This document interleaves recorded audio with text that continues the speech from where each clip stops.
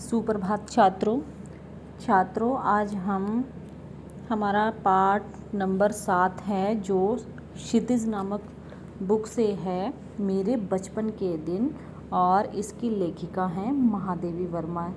इस पाठ के बारे में अध्ययन करेंगे। सबसे पहले हम लेखिका का परिचय जान लेते हैं कि आधुनिक हिंदी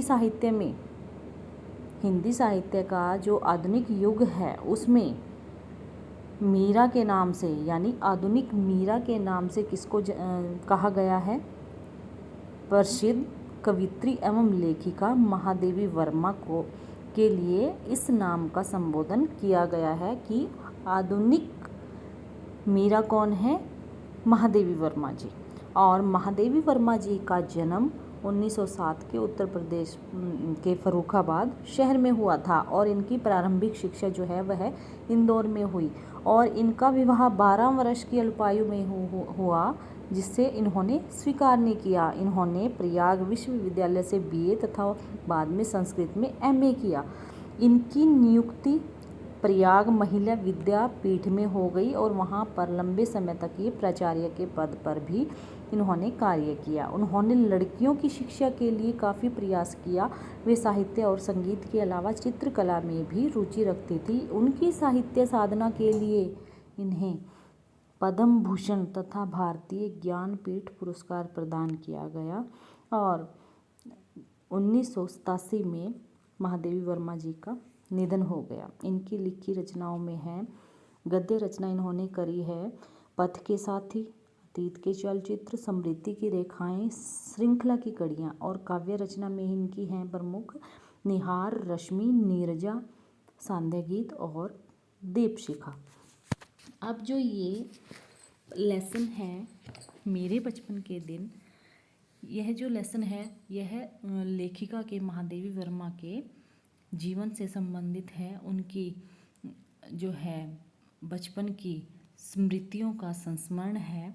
तो इस पाठ में लेखिका ने बचपन के दिनों का यानी बचपन की जो स्मृतियां हैं उनका सजीव चित्रण किया है कि जब वे अपनी सहेली सुभद्रा कुमारी चौहान जो कि एक लेखिका हैं के साथ विद्यालय में पढ़ा करती थी और इसमें उन्होंने लड़कियों के प्रति समाज के रवैये और स्कूल में उनकी सहपाठियों, छात्रावास का जीवन, तत्कालीन वातावरण और आपसी प्रेम भाव, स्वतंत्रता आंदोलन के प्रति विद्यार्थियों का दृष्टिकोण और गांधी जी के साथ अपनी मुलाकात तथा कवि सम्मेलनों में अपनी उपलब्धियों का जो है इस चैप्टर मेरे बचपन के दिन में सजीव चित्रण किया है।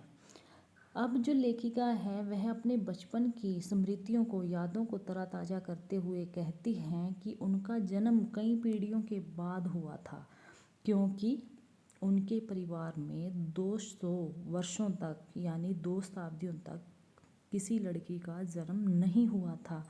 उससे पहले उस परिवार में पैदा होते ही लड़कियों को मार दिया जाता था। यहाँ पर यह ध्यान देने योग्य बात है कि लेखिका का जो जन्म है वह उनके परिवार में 200 साल में हुआ था और उससे पहले उनके परिवार में अगर लड़की पैदा होती तो उसको मार दिया जाता था।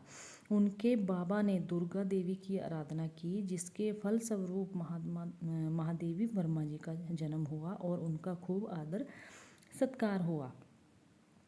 अब इस चैप्टर में लेखिका ने देखो कितनी गूढ़ बातें जो हैं अपने तत्कालीन समाज के बारे में बताई हैं कि उन्हें पहले जैसी लड़कियों की स्थिति से नहीं गुजरना पड़ा। उनकी माता जबलपुर की थी, लेखिका की माता जबलपुर की थी और उन्हें हिंदी से विशेष लगाव था।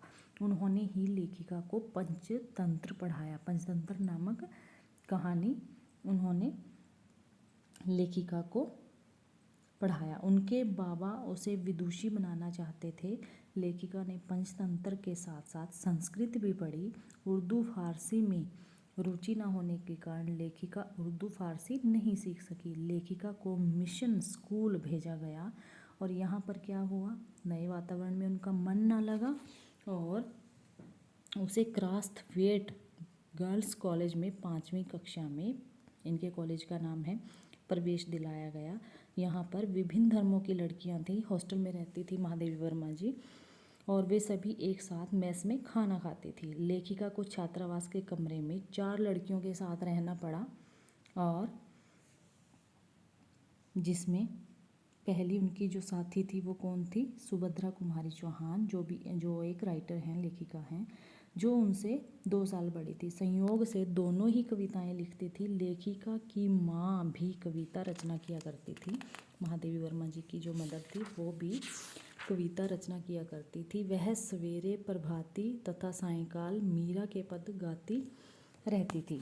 यही सब सुनकर लेखिका ने भी ब्रज भाषा में लिखना शुरू किया, परंतु छात्रावास में हॉस्टल में सुभद्रा कुमारी को देख खड़ी बोली में लिखने लगी। जो आधुनिक हिंदी है हमारी, उसमें उन्होंने अपना लेखन कार्य किया। वह अपने से सीनियर सुभद्रा से छिपाकर लिखती थी, पर जब उसकी लिखी कविता सुभद्रा कुमारी जी को मिल गई तो उन्होंने पूरे हॉस्टल में सबको दिखा दिया, और इसके बाद दोनों में मित्रता हो गई। दोनों एक दूसरे की सहेली बन गई।